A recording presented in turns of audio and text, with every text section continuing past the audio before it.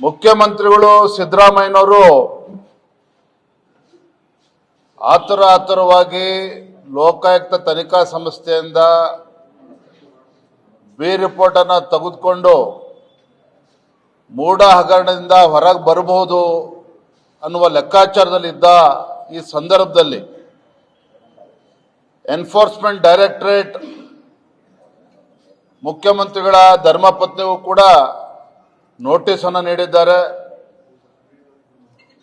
ತನಿಖೆಗೆ ಹಾಜರಾಗಬೇಕು ಅಂತ ಹೇಳಿದ್ದಾರೆ. ಜೊತೆಗೆ ಬೈರತಿ ಸುರೇಶ್ ಸಚಿವರಿಗೂ ಕೂಡ ಇಡಿ ನೋಟಿಸ್ ಕೊಟ್ಟಿರ್ತಕ್ಕಂಥದ್ದು.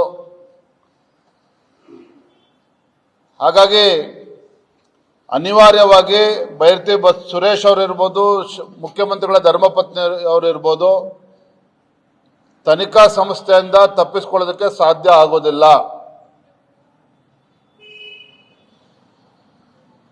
ಲೋಕಾಯುಕ್ತರು ಇನ್ನೇನು ಬಿ ರಿಪೋರ್ಟ್ ಕೊಟ್ಟಿದ್ದು ಏನು ಕೊಟ್ಟಿದ್ದು ನಮಗಂತೂ ಮಾಹಿತಿ ಇಲ್ಲ. ಇವತ್ತಾಗಲೇ ರಾಜ್ಯದ ಉಚ್ಚ ನ್ಯಾಯಾಲಯಕ್ಕೆ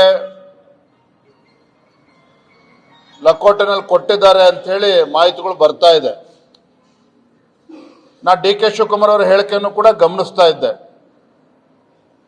ರಾಜಕೀಯ ಪ್ರೇರಿತ ಎನ್ಫೋರ್ಸ್ಮೆಂಟ್ ಡೈರೆಕ್ಟರೇಟ್ ಅಂತೇಳಿ ಡಿ ಕೆ ಶಿವಕುಮಾರ್ ಹೇಳ್ತಾರೆ. ಆದರೆ ಅವ್ರ ಮುಖದಲ್ಲಿ ಮಂದಹಾಸನು ಕೂಡ ಕಾಣ್ತಾ ಇದೆ. ಅಬ್ಬಾ, ಸಿದ್ದರಾಮಯ್ಯನವರಿಗೆ ಅವ್ರ ಕುಟುಂಬಕ್ಕೆ ಇಡಿ ನೋಟಿಸ್ ಕೊಟ್ಟಿದೆ ಅಂತೇಳಿ ಎಲ್ಲೋ ಒಂದ್ ಕಡೆ ಅವ್ರ ಮುಖದಲ್ಲಿ ಸಂತೋಷನೂ ಕೂಡ ಕಾಣ್ತಾ ಇತ್ತು. ಅದೇನಾರ ಇರಲಿ, ಮುಖ್ಯಮಂತ್ರಿಗಳಿಗೆ ಇದು ಬಹಳ ದೊಡ್ಡ ಹಿನ್ನಡೆ ಆಗಿದೆ. ಕಾರಣ ಏನಪ್ಪಾ ಅಂತ ಹೇಳಿದ್ರೆ, ಬೇಗ ಬಿ ರಿಪೋರ್ಟ್ ಹಾಕಿಸ್ಕೊಂಡು ಮೂಢ ಪ್ರಕರಣವನ್ನ ಮುಚ್ಚಾಕೊಳ್ತಕ್ಕಂಥ ಪ್ರಯತ್ನದಲ್ಲಿದ್ದಂಥ ಸಿದ್ದರಾಮಯ್ಯನವರಿಗೆ ದೊಡ್ಡ ಆಘಾತ ಆಗಿದೆ. ಮೂಢಾದವ್ರು ಲೋಕಾಯುಕ್ತ ಸಂಸ್ಥೆ ಯಾವ ರೀತಿ ತನಿಖೆ ಮಾಡಿದೆ ಅನ್ನೋದಕ್ಕೆ ತಾವುಗಳೇ ತೋರಿಸಿದ್ರಿ.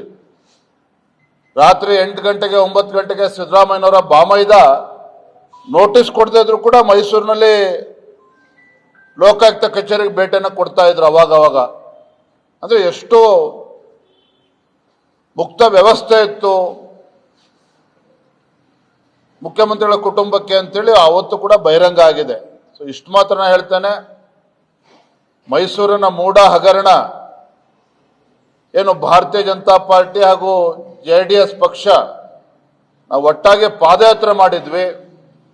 ನಮ್ಮ ಹೋರಾಟದ ಪರಿಣಾಮವಾಗಿ ಮುಖ್ಯಮಂತ್ರಿಗಳ ಧರ್ಮಪತ್ನಿಯವರು 14 ನಿವೇಶನಗಳನ್ನು ಹಿಂದಿರುಗಿಸ್ತೇವೆ ಅಂತೇಳಿ ರಾತ್ರೋರಾತ್ರಿ ಮೂಡಕ್ಕೆ ಏನು ಪತ್ರವನ್ನ ಬರೆದಿದ್ರು. ಆ ಪತ್ರವನ್ನ ಬರೆಯೋದ್ರ ಮುಖೇನ ಮೂಢ ಹಗರಣದಿಂದ ಹೊರ ಬಂದಂತಾಗಿದೆ ಅನ್ನುವ ಭ್ರಮೆನಲ್ಲೇ ಮುಖ್ಯಮಂತ್ರಿಗಳು ಕೂಡ ಇದ್ರು. ಆದರೆ ಇವತ್ತಿನ ಎನ್ಫೋರ್ಸ್ಮೆಂಟ್ ಡೈರೆಕ್ಟರೇಟಿನ ನೋಟಿಸ್ ಏನು ಬಂದಿದೆ, ಇದು ಆಘಾತ ಆಗಿದೆ ಅನ್ನೋದ್ರಲ್ಲಿ ಎರಡು ಮಾತಿಲ್ಲ.